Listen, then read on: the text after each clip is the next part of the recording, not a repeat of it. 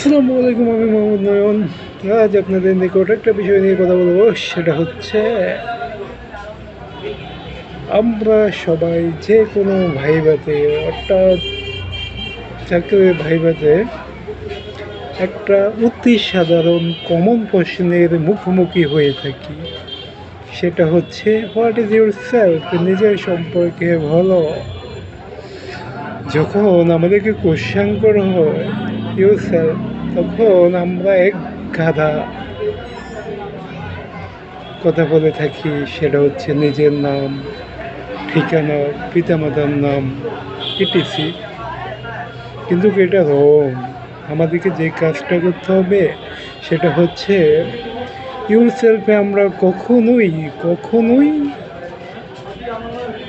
নিজের ঠিকানা এবং পিতামাতার নাম, ভাই বোন কয়জন, ফ্যামিলির সদস্য কয়জন, এগুলা বলবো না। এই কথাটা অবশ্যই সবাইকে মাথায় রাখতে হবে। তাহলে এখন কোশ্চেন থাকতে পারে, ইউর সেলফে আমরা কী বলবো? ইউর সেলফে আপনি সাধারণত নিজের নাম বলবেন, নিজের এডুকেশন কোয়ালিফিকেশন বলবেন, জব এক্সপিরিয়েন্স বলবেন। জব এক্সপিরিয়েন্স না থাকলে যেই ক্যাটাগরিতে আপনি ইন্টারভিউ দিতে যাচ্ছেন ওটাই সম্পর্কে একটু স্টাডি করে যাবেন। তো আপনার পোস্টে সম্পর্কে বলবেন।